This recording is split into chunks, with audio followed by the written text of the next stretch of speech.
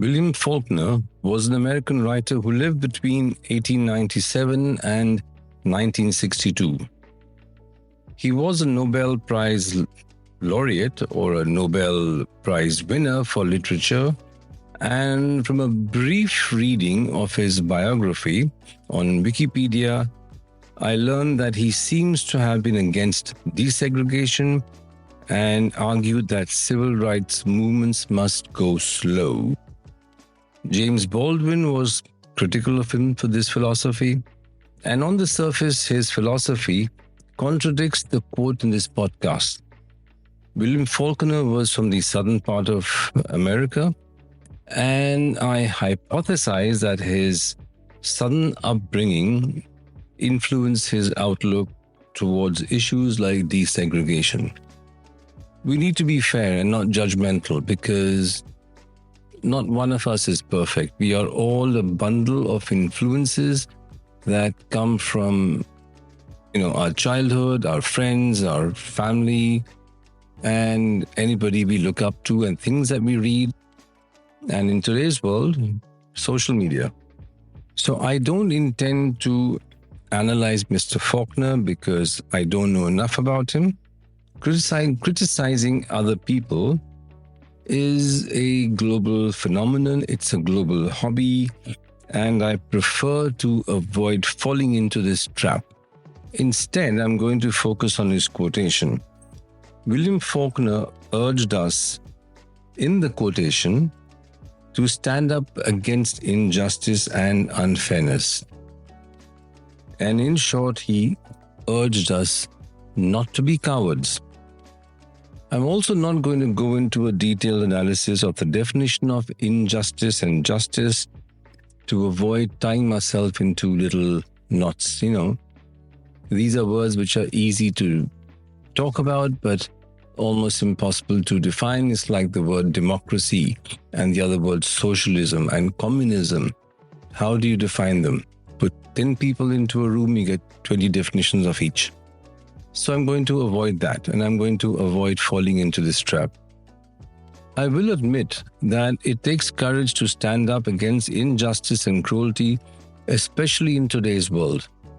Many celebrities in the West avoided speaking up about Palestine because they worried about the impact on their brand, and many Indian celebrities continue to display similar cowardice when it comes to issues on Palestine or many issues which are taking place in India or many issues that trouble India. So we see a person now like Madonna, and we also witness Bono, whose recent statements seem to indicate that they support the cause of the Palestinians, but they have been strong Zionist supporters in the past. So now I personally hypothesize that their publicists have told them that it's okay to talk about Palestine, but within limits, and talking up or speaking up for the Palestinians is going to help their brands.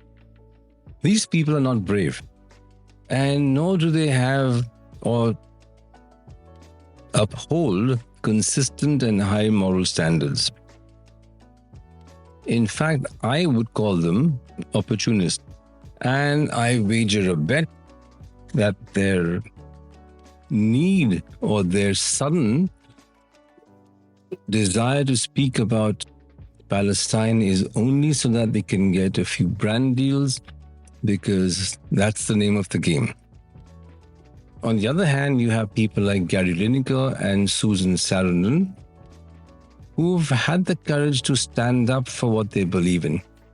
They have stood up against injustice. They have stood up for what they really feel passionately about, even at a great personal cost. Gary Lineker, if I remember well, ended up being booted out of BBC, and the BBC is now a disgusting organization. Albert Camus or Camus, however you pronounce his name, urged us to create dangerously. And I'm going to recommend a deep study of his essay by the same name, Create Dangerously. The fact is that we live in dangerous times. Not only are governments cracking down on those who speak up, we have it in India, and if the videos that I've been seeing on Twitter or X are any indication of the madness that's taking place in England, America, Germany, the police are rounding up people who are in their 80s and 90s, and it's absolutely ridiculous. So there's that part of it. So the first aspect is that governments are cracking down. Surveillance has become pervasive and people are scared.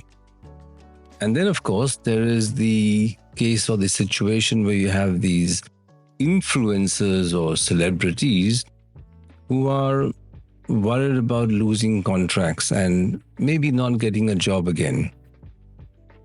And when I say not getting a job, it could be either a record deal or a book deal or an advertising contract.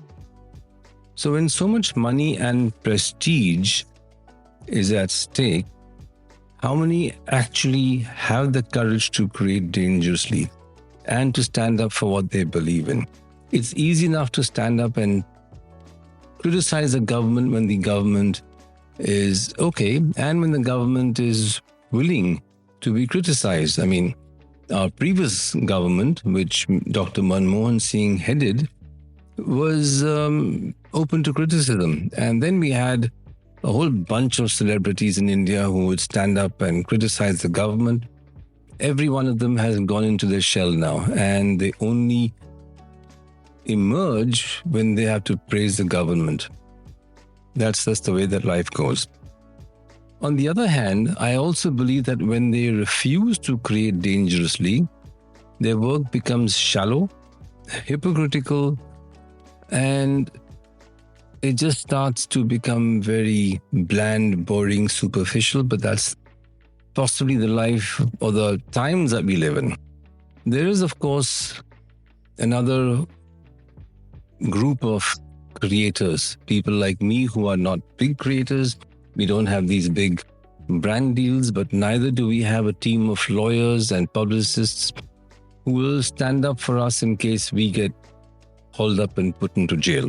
So yeah, we do feel fear. Fear does run through us because it's not just a question of us going to jail. If we go to jail or if something happens, then our families get affected. We all have something to lose. And the extent of the loss depends on your situation and standing in life. So while I don't suggest that you go out and become an activist, I strongly suggest for me, for all of you, to shed some of that fear that binds us, that suffocates us, that constricts us, and which ultimately completely screws the work that we are doing. So it's not just contracts and work that are at stake. If we refuse to create dangerously, if we fall into the trap of fear, we will lose our souls and we will create a soulless society. Our art will become weak, shallow, pathetic. And it's up to each of us, it's up to each and every one of us in our own individual capacity to stand up, to be brave, to have the courage, and to create dangerously, and to stand up against injustice and inhumanity. This is me, Rajiv Chopra from the Dusty Mike Chronicles, signing off for now. And I hope you join the conversation. So leave a comment, share the podcast, subscribe, and I will see you next time. Goodbye for now.